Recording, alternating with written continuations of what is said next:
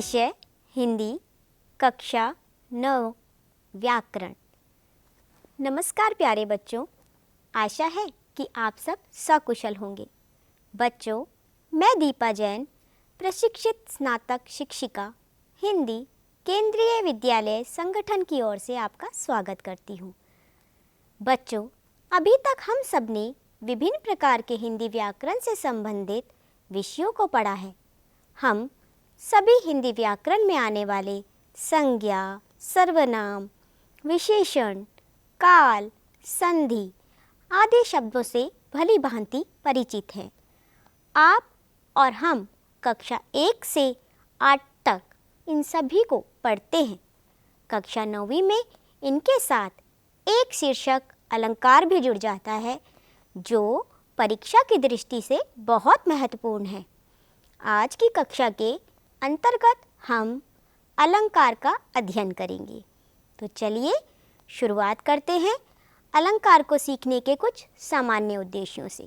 विद्यार्थियों में हिंदी भाषा के प्रति रुचि जागृत करना, व्याकरण के द्वारा विद्यार्थियों में रचना एवं सृजनात्मक प्रवृत्ति का विकास करना, विद्यार्थियों को शुद्ध बोलने, लिखने एवं पढ़ने की प्रेरणा देना, विद्यार्थियों में ऐसी योग्यता पैदा करना जिससे कि वे भाषा में प्रयुक्त शब्दों को समझ सकें एवं उनमें भाषा को परखने की शक्ति विकसित हो सके।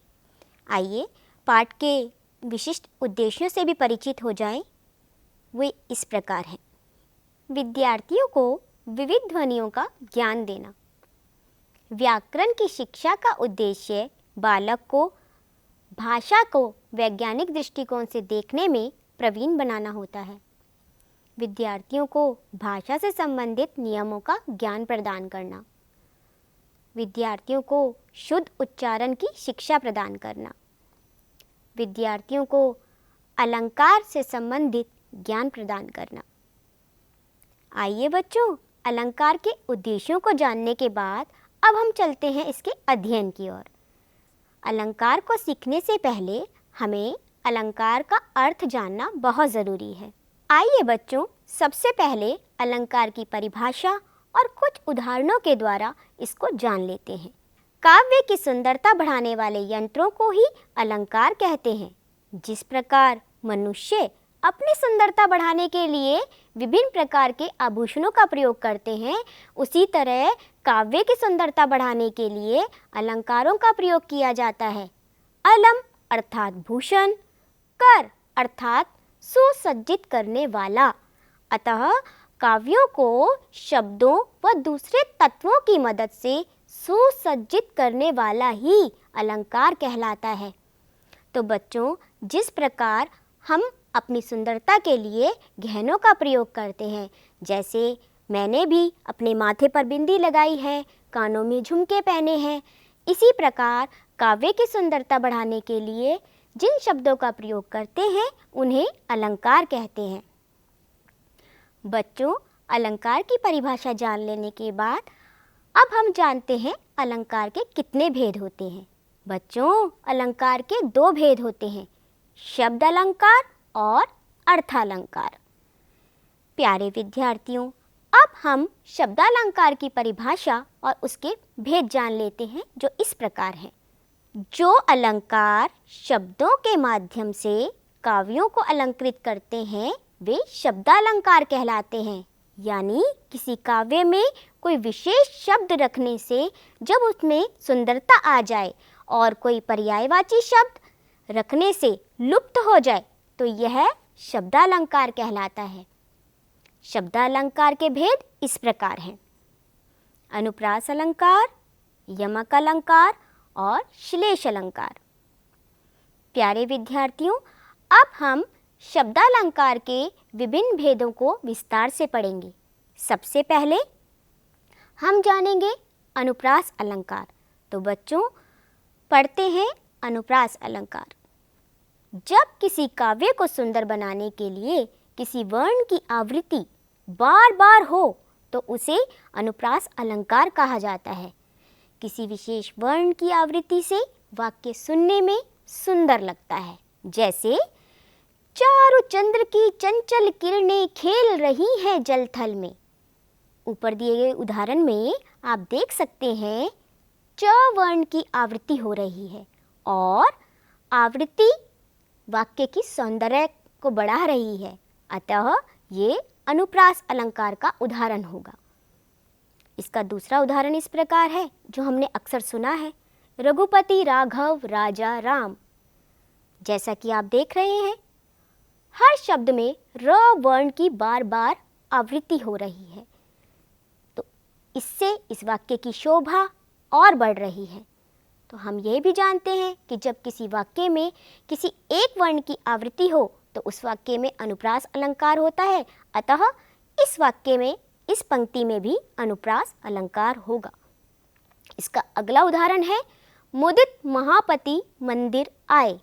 यहाँ आप देख सकते हैं म वर्ण की आवृत्ति हो रही है, तो यह आवृत्ति वाक्य का सौंदर्य बढ़ा रही है, इसीलिए यहाँ पर भी अनुप्रास अलंकार होगा। आइए अब अन्य उदाहरणों द्वारा अनुप्रास अलंकार को समझें। विमल वाणी ने वीणा ली, व की आवृत्ति हो रही है, तो यहाँ पर अनुप्रास अलंकार होगा। कालिका सिकिल की कले उदिति काल को, यहाँ पर क की आवृत्ति के कारण अनुप्रास अलंकार होगा। कल कानन कुंडल मोर पखा उर पेवर मान विराजत है, यहाँ पर भी क की आवृत्ति है तो अनुप्रास अलंकार। कालिंदी कूल कदम्ब की डारन, क की आवृत्ति। प्रतिभट कटक कटीली के तिकाटी काटी, यहाँ पर भी क की आवृत्ति है। बरसत वारित बूंद गही, यहाँ पर ब की आवृत्ति। चमक गई चपला चमचम, च की आवृत्ति। कुकी कुकी कलित कुंजन करत कलोल, क की आवृत्ति। रावणु रथी विरथ रघुवीरा, र की आवृत्ति। खेदी खेती खाती डीरू दारुन दलन की, यहाँ पर ख और द दोनों वर्णों की आवृत्ति हो रही है। हमारे हरी हारिल की लकड़ी, यहाँ पर ह की आवृत्ति। बच्चों, अलंकार खाली कविता में नहीं बल्कि हमारे फिल्मी गानों में भी हुआ करते हैं। आपने सुना होगा, चंदू के चाचन चंदू की चाची को चांदनी चौक में चांदी की चम्मच से चांदनी रात में चटनी चटाई। तो बच्चों, इस गाने में भी च की आवृत्ति के कारण अनुप्रास अलंकार है। अब आप सोचिए ऐसे ही कुछ फिल्मी गानों के बारे में जिसमें अनुप्रास अलंकार आता है।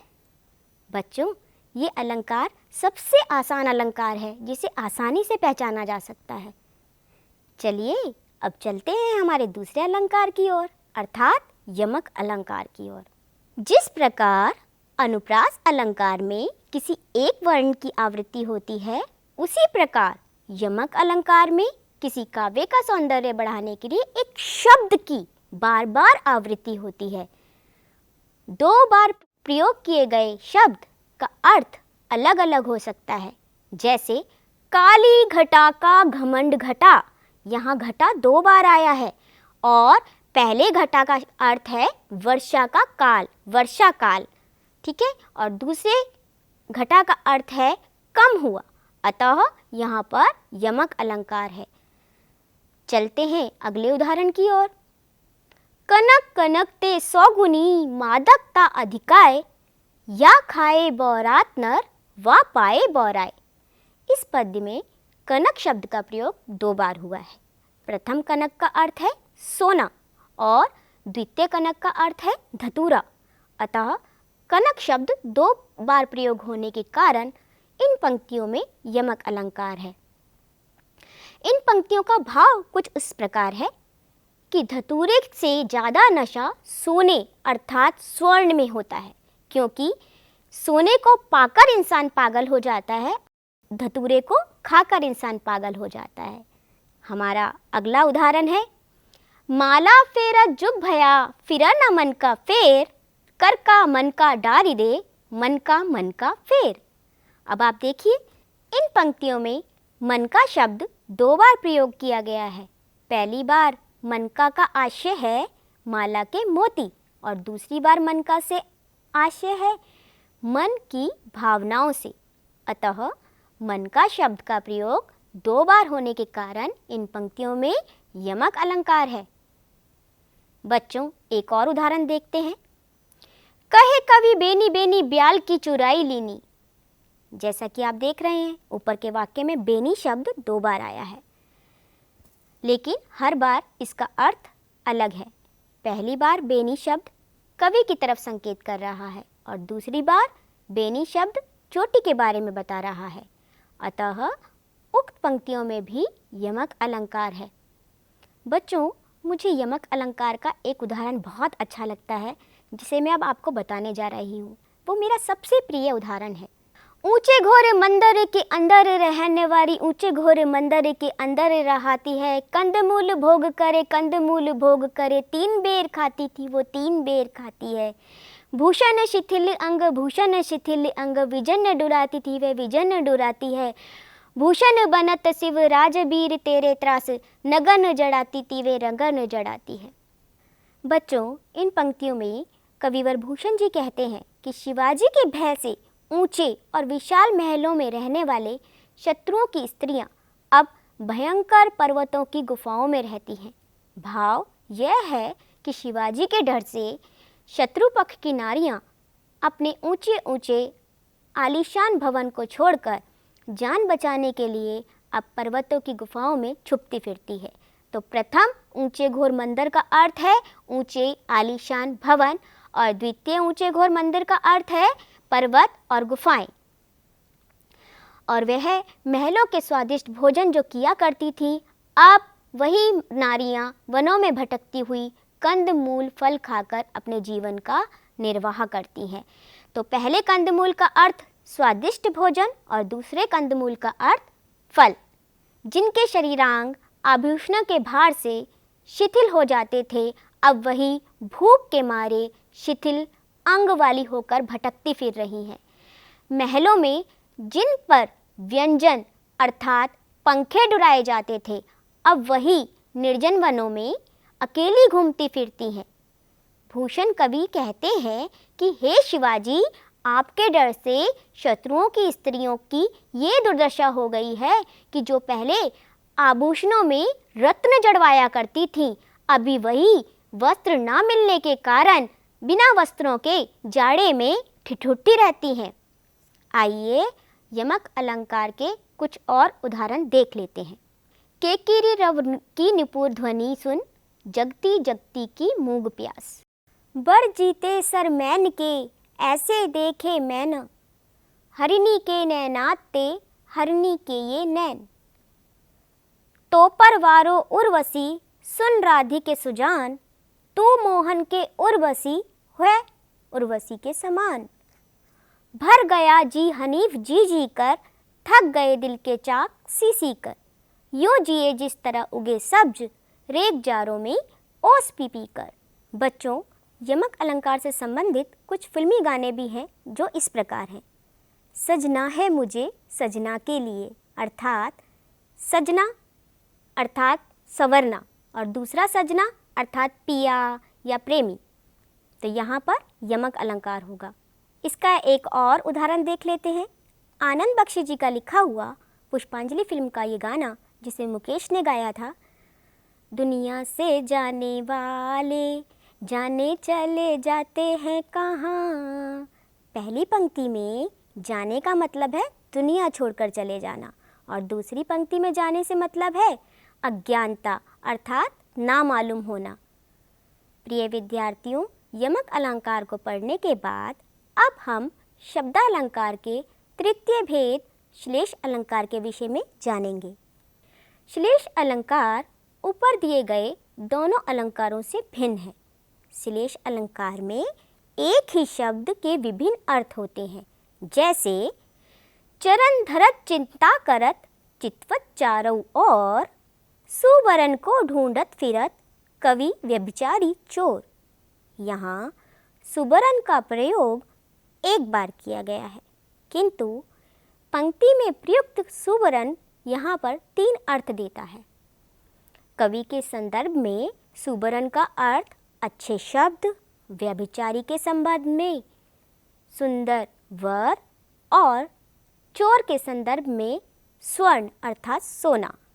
कहने का तात्पर्य है कि कवि चोर और व्यभिचारी व्यक्ति जहाँ भी जाते हैं बस एक ही चिंता में लगे रहते हैं कि कवि जो है वो अच्छे शब्दों को खोजता रहता है, चोर सोने को खोजता रहता है और व्यभिचारी व्यक्ति सुंदर वर को खोजता रहता है। श्लेष अलंकार का अगला उदाहरण देखिए। जे रहीम गति दीप की, कुल कपूत गति सोए, बारे उजियारो करे, बड़े अंधियोरो होए। जैसा कि आप देख रहे हैं कि रहीम जी ने दोहे के द्वारा दिए और कुपुत्र के चरित्र को एक जैसा दर्शाने की कोशिश की है। रहीम जी कहते हैं कि शुरू में दोनों ही उजाला करते हैं, लेकिन बढ़ने पर अंधेरा हो जाता है। यहाँ पर बड़े शब्द के दो अर्थ निकल रहे हैं। दीपक के संदर्भ में बढ़ने का मतलब है बुझ जाना, और कुपुत्र के संदर्भ में इसके बढ़ने का मतलब है बड़ा हो जाना। बड़े होने पर कुपुत्र कुकर्म करता है, जिससे परिवार में अंधेरा छा जाता है। एक शब्द से दो विभिन्न अर्थ निकल रहे हैं, अतः ये उदाहरण श्लेष अलंकार के अंतर्गत आएगा। चलिए बच्चों, अब इसका अगला उदाहरण देखते हैं। रहीमन पानी राखिए, बिन पानी सब सून, पानी गए न उबरे, मोती मानस चून। इस दोहे में रहीम जी ने पानी को तीन अर्थों में प्रयोग किया है। पानी का पहला अर्थ मनुष्य के संदर्भ में, जब इसका मतलब सम्मान से है। रहीम जी कह रहे हैं कि मनुष्य में हमेशा सम्मान होना चाहिए। पानी का दूसरा अर्थ आभा, तेज या चमक से है, जिसके बिना मोती का कोई मूल्य नहीं है। पानी का तीसरा अर्थ जल से है, जिसे आटे चून से जोड़कर देखा गया है। रहीम जी का कहना है कि जिस तरह आटे का अस्तित्व पानी के बिना नम्र नहीं हो सकता और मोती का मूल्य उसकी आभा के बिना नहीं हो सकता, उसी तरह मनुष्य को अपने सम्मान को हमेशा बनाए रखना चाहिए, जिसके बिना उसका मूल्य ह्रास हो जाता है। अतः यह उदाहरण श्लेष अलंकार के अंतर्गत आएगा।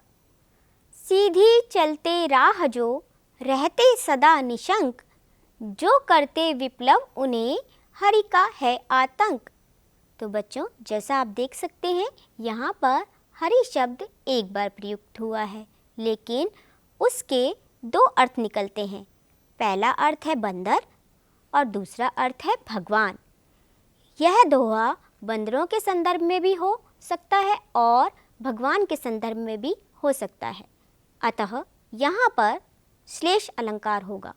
जो चाहो चटक न घटे, मैलो होए न मित, राज राजस न छुआइए, नेह चीकने चित्त। जैसा कि आप देख सकते हैं कि इस उदाहरण में रज शब्द से दो अर्थ निकल रहे हैं। पहला है अहंकार और दूसरा है धूल। ऐसे ही चित्त शब्द से भी दो अर्थ निकल रहे हैं। पहला है प्रेम और दूसरा है तेल। अतः ये उदाहरण भी श्लेष अलंकार के अंतर्गत आएगा। तो बच्चों, शब्दालंकार के भेद यही समाप्त होते हैं। आशा है कि ये आपको समझ में आ गए होंगे। तो आगे के अलंकार को जानने के लिए मिलते हैं अगली कक्षा में अगले सत्र के साथ। धन्यवाद।